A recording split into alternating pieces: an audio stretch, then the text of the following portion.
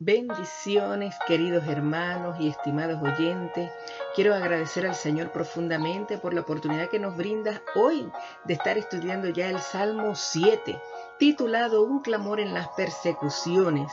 Y quiero agradecer al Señor profundamente y confiar en Él, saber que de Él viene toda buena dádiva, confiar en Él, saber de que Él es quien hace que cada uno de ustedes pueda, al igual que yo, entender su palabra y poder ponerla por obra. Así que agradecemos a su Espíritu Santo, presencia hermosa que está en nuestra vida, nuestro amado Dios, el Espíritu de Dios que está con nosotros y es quien nos ayuda en toda nuestra vida, nos da ese poder para poder vencer todas las artimañas del enemigo, nos da el poder para poder entender su palabra y no solamente eso, para poder ponerla por obra, encontrar gozo absoluto en ella. Es por eso que quiero agradecer profundamente la presencia del Espíritu de Dios en nuestra vida y poder agradecer sobre todo que el Señor nos ha prometido, nuestro Padre, y estará con ustedes todos los días hasta el fin del mundo. Él está con nosotros, Él está en nosotros. No es solamente conocerlo, porque la palabra lo dice, que ya es bastante, es poder vivirlo día a día en nosotros, tener esa coinonía, esa comunión de la que Pablo hablaba en el libro de 1 Corintios, que la comunión del Espíritu Santo sea con cada uno de ustedes. Amén. Este salmo lo he titulado Un clamor en las persecuciones. Y es que muchas veces nosotros nos sentimos como perseguidos, bien sea por personas, enemigos, personas que nos adversan, como es el caso de este salmo, incluso a veces situaciones que vivimos que pareciera que como que nos persiguen por todos lados, momentos difíciles, situaciones difíciles, circunstancias difíciles, y decimos, ¿a quién recurrimos? No hallamos a quién recurrir en esos momentos, no encontramos a quién recurrir, es como si no hubiese salida incluso muchas veces. Sin embargo, vemos que aun cuando la situación se hace desesperante muchas veces, este es un salmo que nos invita a qué hacer en tiempo de persecución. ¿Qué hizo David en esos tiempos en los que se sintió perseguido? El título hebreo de este salmo se titula así: Sigaión de David, que cantó a Jehová acerca de las palabras de Cus, hijo de Benjamín. Así es el título y usted lo puede ver en el Salmo 7. Mire, y aunque no podemos ser dogmáticos con respecto al significado de esta palabra, sigaión, se ha pensado que podría significar gritar, también estático, de éxtasis o impetuoso. En este salmo encontramos a David como clamando en medio de una canción. Realmente yo lo veo, lo analizo y digo, es un poema y es escrito con mucho sentimiento. Se cree también este salmo que revela proféticamente todo lo que va a ser la persecución y los sufrimientos que va a vivir el remanente de Israel en el tiempo de la gran tribulación. Es un clamor contra quien la Biblia llama el hombre de maldad, tema que vamos a estar estudiando en el Salmo 8 más específicamente. Cuando dice que cantó, indica evidentemente que se trata de un solo vocal, está hablando en singular. Ahora, cuando también nos dice acerca de las palabras de Cus, hijo de Benjamín, es una circunstancia. Cus es un enemigo de David y aunque no se aclara quién era, realmente puede ser una referencia, bien sea a las acusaciones de las que Simei, profirió contra David, y eso lo vemos en el segundo libro de Samuel, capítulo 16, versículo 5, como también puede referirse a esos calumniadores de Saúl que estaban en contra de David. Y eso lo encontramos en el libro de 1 de Samuel, capítulo 24, versículo 9-11. Allí usted lo puede anotar y puede leerlos también para poder entender un poco más esto que les estoy informando. El Salmo contiene tanto un clamor de angustia como la seguridad que David tenía acerca de la liberación de parte de Dios. Por tanto, yo quiero que usted observe aquí la confianza que David mostró en medio de esta oración. Y comienza así la palabra de Dios. Jehová, el versículo 1, Jehová Dios mío, en ti he confiado. Sálvame de todos los que me persiguen y líbrame, no sea que desgarren mi alma cual león. Yo observo aquí que David está rogando por una liberación y él hace un ruego muy lleno de confianza. ¿Y por qué me atrevo a decir esto? Mire, dice cuando comienza el versículo 1, Jehová Dios mío, en ti he confiado. Así lo establece la Biblia en la versión Reina Valera del año 60. Ahora, quiero también comentar algunas otras versiones como Dios habla hoy. En Dios habla hoy dice que en él, David, en Dios busca protección. La Nueva Versión Internacional nos dice que en ese mismo versículo del capítulo 7 de los Salmos, nos dice que en Dios David busca refugio. Entonces, como podemos ver, hay como tres frases pequeñas y son diferentes, obviamente. Dice, en ti he confiado, dice Reina Valera. En ti busco protección, dice Dios habla hoy, y en ti busco refugio, dice Nueva Versión Internacional. Son diferentes, pero también podemos ver que aun cuando son diferentes, como se escribe, significan casi lo mismo. En ti he confiado, en ti busco protección, en ti busco refugio. Cuando David estaba bajo el ataque del enemigo, todo en lo que David podía confiar era Dios. Era Dios. Él definitivamente dejó claro aquí que David no necesitaba de ningún otro, no necesitaba de nadie más. Aunque esto parece una frase simple, cuando dice en ti he confiado, involucra una profunda fe y un compromiso de parte de David de aferrarse a Dios, únicamente al Dios vivo. Muchas personas, creyentes incluso, vamos a decir, que son creyentes hasta que su fe es probada. Y bueno, esto es bastante delicado, pero lamentablemente hay personas que en medio de una prueba les cuesta mucho poder aferrarse a Dios, porque les parece que es como que demasiado riesgoso ponerse a confiar en Dios. Piensan que quizás no ven la solución inmediata, entonces Dios no va a intervenir en nada y prefieren ellos moverlo con sus manos. Y como, bueno, ciertamente a Dios no le vemos, eso hace que muchas veces la persona que no conoce a Dios verdaderamente no le cueste pues confiar en Dios. Y obviamente Dios les parece como algo abstracto, algo irreal, lo cual les impide confiar en Dios. Aún estoy hablando de aquellos que dentro de la misma iglesia, cuando les llega el momento de la prueba, lamentablemente, en el momento que son probados, sí, por medio de la prueba, lamentablemente se les olvida quién es Dios. Pero aquí David nos muestra todo lo contrario. Su primera reacción en su pensamiento, en este pensamiento o en esta situación en la que él se veía, en la que sintió temor también, fue confiar en Dios. Él dice, sálvame, continúa el versículo 1, de todos los que me persiguen y líbrame. Definitivamente David sintió miedo, como usted y yo. Y David no estaba ocultando aquí sus temores. David le estaba expresando a Dios la intranquilidad que él sentía y que él estaba experimentando en su corazón por medio de, a raíz de esos perseguidores que le estaban acusando en ese momento y que, bueno, le estaban persiguiendo también, evidentemente. Y él dice, no sea, continúa el versículo 2, no sea que desgarren mi alma cual león y me destrocen sin que haya quien me libre. David sabía o creía que había graves consecuencias si Dios no lo iba a liberar de esos enemigos. Hubiese sido muy triste para David. Y ese entendimiento fue lo que le dio a David la urgencia para orar, para buscar a Dios. ¿Qué hace usted en medio de sentirse como se sintió David, en esos temores, en esa intranquilidad en su corazón? ¿Acaso hacemos lo mismo que hizo David? ¿Esa urgencia de su corazón le hizo ir de inmediatamente a Dios y confiar en Él? ¿O no es lo que hacemos? Pero si no es lo que hacíamos, estamos invitados ahora a través de este salmo que estamos conociendo a hacerlo, tal como David lo hizo, porque vamos a ver la respuesta que David tuvo a raíz de todo esto, y es la que el Señor desea que tú y yo también podamos vivir y tener y experimentar.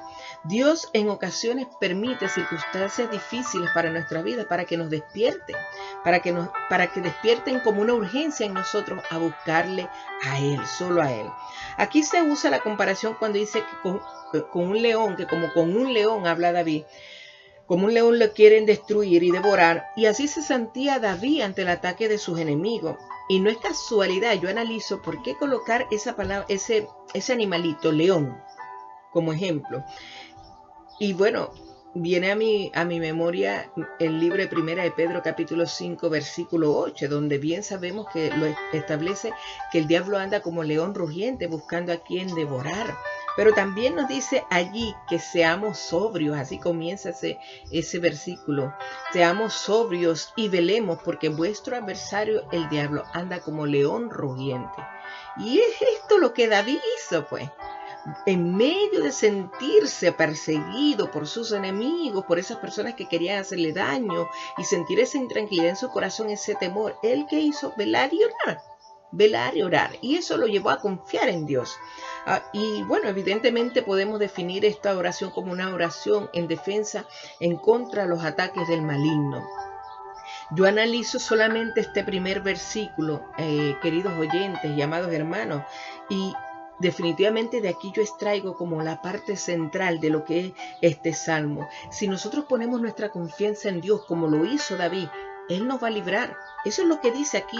Y esto es lo que David nos está diciendo. Señor, líbrame, líbrame, le está diciendo David a Dios, porque en ti yo he confiado, porque en ti he buscado mi protección, porque en ti he buscado mi refugio. Amén. Y continúa el versículo 3 al 5 y vemos la importancia de reconocer nuestras faltas, queridos oyentes, nuestros pecados, queridos hermanos. Dice Jehová Dios mío, si yo he hecho esto, si hay en mis manos iniquidad, si he dado mal pago al que estaba en paz conmigo, y entre paréntesis dice, antes he libertado al que sin causa era mi enemigo. David, con respecto a esta causa de la que se le estaba acusando, estaba diciendo, yo soy inocente. Yo no he hecho eso de lo que me acusan. Sin embargo, David entiende que es frágil, que es un ser humano y que está inclinado a pecar también muchas veces. Y es la razón por la que él dice, si yo he hecho esto, si hay en mis manos iniquidad, y continúa el versículo 5, entonces vengan las consecuencias. Persiga el enemigo mi alma y alcáncela, huelle en tierra mi vida y mi honra ponga en el polvo. Punto Selah. Entonces, me quedo con ese versículo 3 para empezar. Jehová, Dios mío, si yo he hecho esto, si hay en mis manos iniquidad. Así tal cual está en la versión Reina Valera del año 60. En la nueva versión internacional, lo encontramos y dice así, Señor, ¿qué es lo que he hecho? Así nos dice la nueva versión internacional, ¿qué mal he cometido? Muchas veces nos vamos a encontrar como David, así como esa misma situación, tener dudas del mal que hemos cometido. Pero aceptamos que hemos fallado, que somos frágiles, que somos seres humanos, que fallamos, que pecamos. Amén. Pero David aquí en el versículo 5 está pronto a reconocer que si él ha fallado, está de acuerdo entonces con que el enemigo lo alcance, es decir, que le vengan sus misericordias. Que le vengan sus consecuencias. Amén. Como podemos ver, eso es una lucha en la que el autor, es decir, David, se encuentra en este pasaje que estamos leyendo de la Biblia. La poesía hebrea lo va desarrollando de una manera de paralelismo. El paralelismo es como... es algo que se usa dentro del lenguaje hebreo para que nosotros podamos entender tener un significado más claro acerca de lo que se viene narrando en medio de la poesía. Entonces, esto cuando lo vamos leyendo nos hace pasar como por la mente del autor, por medio del desarrollo que se va dando de esta poesía que involucra muchos sentimientos. Amén. Entonces el versículo 5 dice, persiga al enemigo mi alma y alcáncela, huelle en tierra mi vida y mi honra ponga en el polvo. Ahí está diciendo David que vengan entonces las consecuencias si yo he hecho esto, si yo he fallado. si yo he pecado. Y bueno, dice Selat, aquí él hace una pausa, y es una pausa que nosotros también estamos invitados a hacer para que meditemos, amados, que cuando un hombre ha hecho la paz con Dios por todos sus pecados, que era lo que David prácticamente estaba diciendo aquí, si he fallado, bueno, perdón, y que vengan las consecuencias.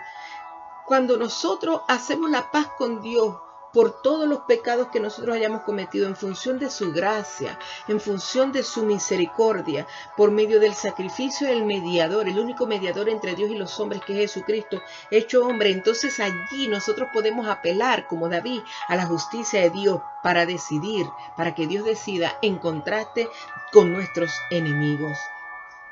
Y comienza el versículo, continúa el versículo 6 y 7, y vemos aquí una súplica de parte de David por la intervención justa de Dios. Dice: levántate, oh Jehová, en tu ira, álzate en contra de la furia de mis angustiadores. Te rodeará congregación de pueblos, y sobre ella vuélvete a sentar en alto, dice David. Levántate, oh Jehová, en tu ira, dice el versículo 6. Observamos un grito de guerra. Este es un grito de guerra, y este grito de guerra nos retrotrae a lo que está establecido en el libro de Números, capítulo 10, versículo 35, cuando el arca se movía. Entonces Moisés decía, me gusta mucho como decía Moisés: levántate, Jehová, y sean dispersados tus enemigos, y huyan de tu presencia los que te aborrecen. Un grito de guerra, un grito de clamor, de que sea Dios quien se levante. Y eso es lo que David está haciendo aquí. Álzate en contra de la furia de mis angustiadores, y despierta en favor mío el juicio que mandaste. Sabemos que Dios nunca duerme. La Biblia dice que no se adormecerá ni dormirá el que guarda a su pueblo. Dios nunca duerme. Dios está despierto. Dios es 24/7. Por eso podemos clamar a Él en todo momento, en todo tiempo. De hecho, está en todas partes. O sea, Dios lo abarca todo. Él es todo. Él es todo. Entonces, sin embargo, vemos aquí David haciendo una oración: levántate y despierta en mi favor. David creía, y él estaba seguro que Dios era por él y que era por su causa. Pero él no mantenía esta creencia de manera pasiva, sino que más bien él la activaba en todo el tiempo y oraba por el cumplimiento de lo que él creía que sería la voluntad de Dios. Y también nosotros estamos invitados a hacerlo de la misma manera. Ahora yo me pregunto, ¿tenemos o tienes tú esa misma confianza en Dios? Pregúntate, medita en el Señor. Si no la tenemos, es hora entonces de acercarnos más a Dios para poder tener esa confianza. Amén. Y bueno, continúa el versículo 7 y dice: te rodeará congregación de pueblos, y sobre ella vuélvete a sentar en alto. La oración de David por protección y vindicación no era egoísta. Al contrario, David sabía que su destino estaba vitalmente conectado al bienestar del pueblo de Dios, y por eso él dice: te rodeará congregación de pueblos. Era en gran medida el deseo de bienestar de David para el bien de la congregación. Amén. Y continúa el versículo 8 al 10, la defensa de David. Dice: Jehová juzgará a los pueblos, júzgame, oh Jehová, conforme a mi justicia y conforme a mi integridad. Porque él sabía que en ese caso, en esa causa, él creía, se sentía inocente. Él decía: yo no he hecho mal. Por ejemplo, si era con respecto al caso de Saúl, yo lo vi en la cueva y no lo pude haber matado y no lo maté. ¿Cómo me acusan ahora de que yo quiero hacerle mal a Saúl? Si era por el caso de Simeí, que Simeí estaba proferiendo maldiciones contra David, los mismos siervos de David le dijeran: si tú nos ordenas ahora mismo, matamos a este hombre. Y David les dijo: no, déjenlo, porque si este hombre maldice al rey es porque Jehová así lo quiso, así lo está permitiendo. Entonces David, porque se presume que puedan ser una de estas dos causas, dice: yo no he hecho mal.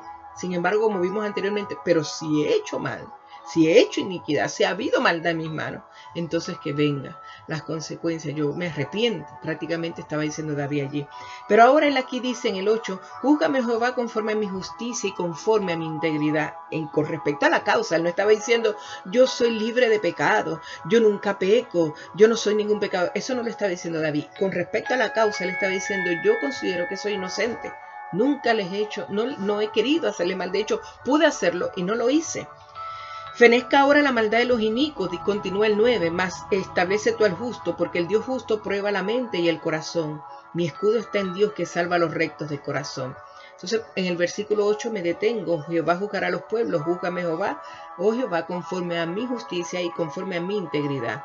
Aquí se muestra un panorama global de Dios como juez de las naciones. Y puede ser también profético, evidentemente, ya que un día las naciones serán juzgadas, dice la Biblia. Y David hace aquí un paralelismo en su petición. ¿Por qué? Porque él dice, así como Dios es juez sobre todas las naciones, entonces yo le pido que también lo sea sobre mi caso. Sobre mi caso, que Dios haga justicia. Fenezca ahora la maldad de los inicuos, mas establece tú al justo, porque el Dios justo prueba la mente y el corazón, nos dice David aquí. El Señor dará su merecido a todo aquel que permanezca en la maldad sin arrepentimiento, y protegerá al justo. David sabía que no había nada oculto para Dios, por eso dice, Dios prueba la mente y el corazón. Dios es quien la examina, Dios es quien conoce. Nuestros sentimientos son un libro abierto para Dios. Todo lo que hay dentro de nosotros no podemos escondernos, lo dice su palabra. No podemos escondernos jamás de Dios. Nunca, para donde quiera que usted agarre, es un libro abierto para Dios. Y debido a que Dios conoce todas nuestras motivaciones, no tenemos donde escondernos. Jamás, ni manera de escapar de las consecuencias del pecado. Y esto obviamente nos brinda, el conocer esto puede brindarnos un consuelo para aquellos que sabemos que Dios está en todas partes, que no podemos escondernos de Él, que no podemos disimular ni impresionar, intentar impresionar a Dios, no podemos disimular la verdad, porque al contrario, el saber que Dios conoce todo nos invita a confiar más en Dios, a fortalecer nuestras debilidades particulares para poder servirle a Dios como Él lo ha planeado. Obviamente también esta verdad pudiera ser muy espantosa para muchos, para aquellos que no quieren arrepentirse, el saber que son un libro abierto para Dios y que Dios está viendo todo lo que están haciendo. Amén. Continúa el versículo 10. Mi escudo está en Dios que salva a los rectos de corazón. David sintió temores, como lo dije anteriormente, pero David no se dejó controlar por esos temores, sino que él, aun cuando los estaba experimentando, él reconoció que su integridad y su confianza está en su Creador. Amén. Por eso él dice, mi escudo está en Dios. Su seguridad, y su confianza está únicamente en Dios. Continúa el versículo 11 al 13 y vemos aquí que David hace una proclamación acerca de la justicia de Dios. Dios es justo. Él dice, Dios es justo y Dios está irado contra el impío todos los días. Si no se arrepiente, él afilará su espada. Armado tiene ya su arco y lo ha preparado. Asimismo ha preparado armas de muerte y ha labrado saetas ardientes. David declaró este principio fundamental. Dios es juez justo. Y esto es una verdad común, lo vemos en la Biblia, y también es una verdad peligrosamente rechazada acerca de Dios. Mucha gente no quiere entender esta gran verdad. Muchos anticipan que un día estarán de pie delante de un Dios misericordioso, delante de un Dios de gran amor, de gran calidez, de gran generosidad. Y es cierto, pero también estarán delante del mismo Dios que tiene todos esos atributos, que es justo. Jamás mucha gente se imagina que estará de pie delante de un Dios que es perfectamente justo y que no pueden ignorar el crimen del pecado, el cual quebranta la buena y santa ley de Dios. Y yo te invito, querido oyente, a que ciertamente vas a estar un día ante la presencia del gran Rey, un Dios de amor, un Dios generoso, pero también entiende que es un Dios justo y que va a juzgar todo aquello en lo que hoy no has querido arrepentirte, pero que si te arrepientes a través de Cristo, de su gracia, en Cristo, el Señor entonces borrará todas esas rebeliones y hará una nueva de ti, una nueva criatura. Las cosas viejas pasarán y en Él todas serán hechas nuevas, porque Cristo ha pagado el precio por tus pecados y por mis pecados. Amén. Dice el Señor está irado contra el impío todos los días. Por más que nosotros veamos la inmoralidad en estos días y que vaya que ha crecido de una manera y exista el pensamiento de creer que la Biblia es obsoleta, porque así lo dicen en estos tiempos modernos, la Biblia es obsoleta. Déjeme decirle que Dios no cambia sus normas para acomodarlas al pensamiento contemporáneo, para nada. Dios no lo aprueba, dice la Biblia. Él está irado contra el impío todos los días, lo dice la Biblia. Si no se arrepiente, me gusta porque Dios siempre deja esa posibilidad. Y si no se arrepiente, él afilará su espada, dice la Biblia en el versículo 12, y ya tiene armado su arco y lo ha preparado. David aquí consideró la prontitud de Dios para juzgar al pecador. Dice, vio la espada afilada y el arco tenso. Estando Dios preparado para juzgar, el pecador jamás debe de presumir que Dios está retardando su juicio. Lo único que ha detenido a Dios, o lo único que contiene hasta ahorita el juicio inmediato de Dios en contra de los pecadores, es la misericordia inmerecida de Dios hacia la humanidad, dándole al pecador un periodo de tiempo que de paso es desconocido. No sabemos cuánto tiempo vas a tener tú que hoy pudiste abrir tus ojos. Es un tiempo de Dios, de su gracia, por su misericordia inmerecida, de paso vale la pena decirlo, para que puedas arrepentirte. Este es tu día.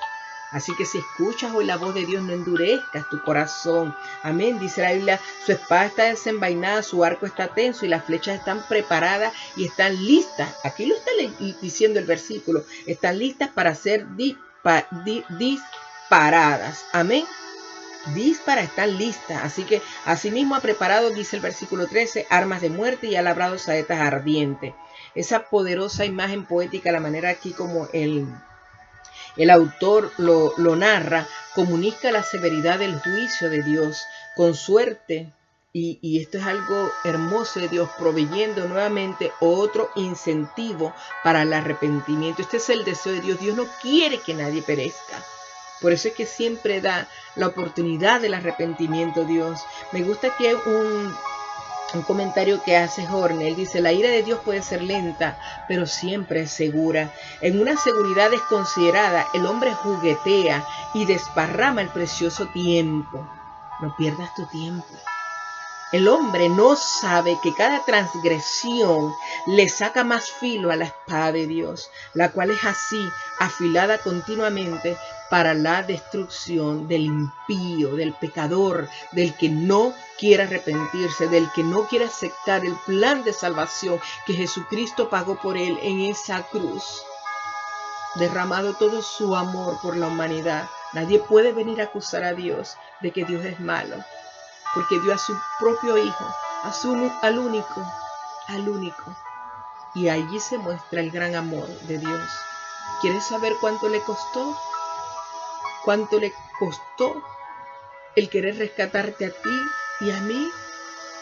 Mira la cruz, fue un precio muy costoso, pero mucha gente hoy desprecia esa gran verdad. Y mi oración es que tú que estás escuchando este mensaje puedas aceptar esta gran verdad. Continúa el versículo 14 y aquí vemos la maldad de los impíos. He aquí el impío concibió maldad, se preñó de iniquidad y dio a luz engaño. Esto muestra la fuente del pecado. Este versículo es la fuente del pecado dentro del pecador. Así el pecador da luz a pecado. Aquí lo dice la Biblia. Así como la madre da luz a sus hijos desde adentro, desde dentro. Cuando un corazón rechaza sistemáticamente la palabra de Dios, le da cabida a las semillas de maldad. Y lamentablemente ahí vienen las maquinaciones y los planes de destrucción. Porque aquí, querido oyente, hermano, hermana que me escuchas, aquí solo hay dos caminos. Aquí solo hay dos caminos, el camino del bien y el camino del mal. O se vive para Cristo, y como Él lo establece en su palabra, o se vive para el diablo y como Él también establece cómo se vive. No tenemos otro camino, perdón. Aquí no hay un poquito para Dios, un poquito para el diablo, para el mundo, no. Aquí solo hay dos caminos, el del bien y el del mal. Ve a ver pues tú por cuál decides.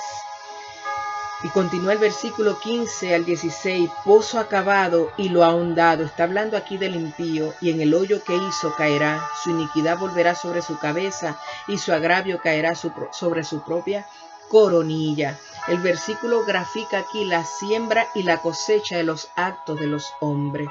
Algo de lo que siempre debemos nosotros ser conscientes en nuestra vida. ¿Para qué? Para obrar con cordura, para obrar con prudencia, para obrar con justicia. Aquí vemos yo cuando veo esto me recuerdo dos ejemplos clave. El caso de de lo que fue el enemigo de Mardoqueo, el pueblo que fue enemigo del pueblo de Israel y de Mardoqueo específicamente lo vemos en la historia de Esther, en el libro de Esther. Amán cavó su propia horca. Esa horca la estaba preparando para Mardoqueo, pero finalmente la usaron para él. Lo mismo fueron los enemigos de Daniel en el pozo de los leones. Ellos fueron devorados y Daniel no. Ese pozo estaba preparado para Daniel, pero a Daniel Dios lo salvó. Y ese mismo que habían, preparado para Daniel, fue usado para los enemigos de Daniel. Y así es lo que vemos aquí en el versículo 15 y 16. Y termina el versículo 17 y vemos la respuesta de alabanza de parte de David. Alabaré a Jehová conforme a su justicia y cantaré el nombre de Jehová el Altísimo. Alabaré a Jehová conforme a su justicia. David fue lo suficientemente sabio para entender a quién él tenía que alabar. Él alabó a Dios de acuerdo a su justicia, la justicia de Dios, no a su propia justicia, no a la justicia de David, sino a la justicia de Dios. Y él dice, y cantaré al nombre de Jehová el Altísimo. Sí, es cierto, él es llamado el Altísimo. Él fue llamado el Altísimo y él siempre será llamado el Altísimo, como lo dijo el profeta Isaías. Él vive en el lugar alto, él vive en el lugar sagrado. Ese es nuestro Dios, pero también Dios está con el humilde y afligido para darle ánimo y aliento. Amén. David termina este salmo, el cual comenzó con una penumbra, como lo vimos, aun cuando también obviamente comienza con esa confianza, pero él va desarrollando esa penumbra de dolor, de temor que sintió en ese momento. Él lo termina con una alabanza. Dice lo que va a alabar a Dios. Él va a cantar al nombre de Jehová. Dice, alabaré a Jehová conforme a su justicia y cantaré al nombre de Jehová el Altísimo.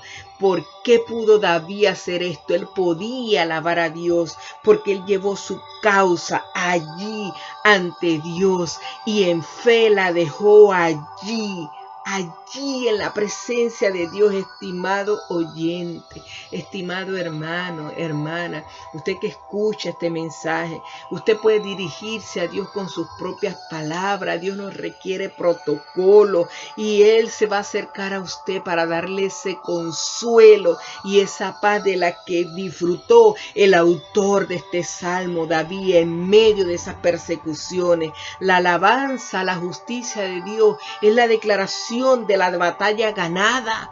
David pudo alabar a Dios porque él entregó su causa, él la dejó en fe allí, él sabía que Dios lo había hecho, él tenía esa confianza y es lo que nosotros cuando alabamos a Dios por su justicia estamos declarando que esa batalla que esa causa que hemos entregado ahí en el Señor y que se ha convertido en una batalla ha sido ganada por la causa de Cristo. El Señor es justo y Él hará justicia. Eso hace Dios, eso hace alguien que es justo, hacer justicia. Nuestra vida de adoración nos va a dar el poder, como a David, la fuerza y la respuesta de Dios para poder ser libres, como también lo disfrutó David. La alabanza sincera que David pudo tener y que tú y yo también estamos invitados a tener, es esa alabanza la que nos llena de comunión con el Espíritu Santo para poder, como David, entender que la respuesta adecuada a esos perseguidores de lo que David padeció en esos tiempos es la oración. Es la oración lo que hizo David aquí, no es la venganza, porque el Señor dice, dejad a mí la venganza, yo pagaré. La solución es la oración, amado. Yo quiero dar gracias al Señor y digo, Señor, defiéndenos en esta hora de toda ataque injusto que se nos hace, Padre. Guárdanos de todos aquellos que nos quieren destruir en el nombre de tu Hijo amado, Señor amado. Oh Padre de la gloria, que toda palabra injusta sobre nuestras vidas, Padre, contra nuestras vidas sea avergonzada, Señor amado, sea caída por tierra. Derriba, Señor, toda maquinación del enemigo en contra de tu iglesia, todo plan de mentira del diablo para hacernos caer. Líbranos, Dios mío, que tu poder destruya los planes del diablo contra tu iglesia, Señor amado. En el nombre de Jesús, levántate, Dios mío, como clamó el salmista, como clamó Moisés en nuestras vidas, Señor, para hacernos justicia. Oh Padre, la gloria, tú eres un Dios justo y el único que puede hacer justicia. A ti te buscamos porque queremos, anhelamos, Señor, hacer tu voluntad. Hemos sido limpios, Señor, quienes hemos creído, quienes hemos aceptado ese plan de salvación. Hemos sido limpios y perdonados por la sangre de Cristo. Somos unas nuevas criaturas, lo dice tu palabra. Por eso ahora en tu amor y en tu justicia, Señor, nos harás ver, nos vas a librar de esos problemas, de esas persecuciones, Señor, de esos momentos, esas circunstancias difíciles que atravesamos. Tú eres un Dios justo, que un día juzgarás al mundo y juzgarás a las naciones. Por eso nosotros confiamos en ti, Señor amado. Entregamos nuestros adversarios en tus manos, principalmente al adversario, Señor, que sabemos que es quien mueve todo esto, Padre de la gloria, porque también un día tú juzgarás a todos aquellos que han hecho mal, Padre. En tus manos, Señor, yo encomiendo, Dios mío, la vida, la causa de tu iglesia, de tu amada, Dios mío. Señor, mi Dios, te alabaremos como lo hizo David, desde ahora y para siempre. Nuestros labios, Señor, proclaman y proclamarán tu justicia y tu verdad como lo hizo David, porque tú honras a los justos, tú nos das vida, tú nos das libertad, Señor amado. Pedimos, Señor, en esta hora creemos y recibimos todo esto en el nombre poderoso de Jesús, Señor. Amén y amén. Gracias, Señor, por tu palabra. Gracias, Dios mío, porque ella es el alimento de nuestra vida que nos mantiene vigoroso y fuerte. Bendito tu nombre por siempre. Bueno, queridos oyentes, amados hermanos, estaremos viéndonos en la próxima enseñanza para llevar a cabo el estudio del Salmo 8. Y doy gracias al Señor por la culminación de este salmo. Oro para que tú puedas ponerlo por obra en el nombre de Jesús y esa confianza en ti nazca y se convierta en un anhelo, ese anhelo profundo de adorar, de alabar, de querer conocer al Creador de los cielos y de la tierra y del mar y de todo lo que en él habita, al Dios grande, bueno, pero también justo, al Dios generoso, que si no has cerrado tus ojos hasta el día de hoy, es porque Dios te ha dado tiempo para arrepentirte, para ponerte a cuentas con Él, para buscarle y para que le conozcas. Gloria doy al nombre del Señor. Amén y amén. Nos vemos, queridos hermanos y oyentes. Bueno es Dios en todo tiempo. Amén.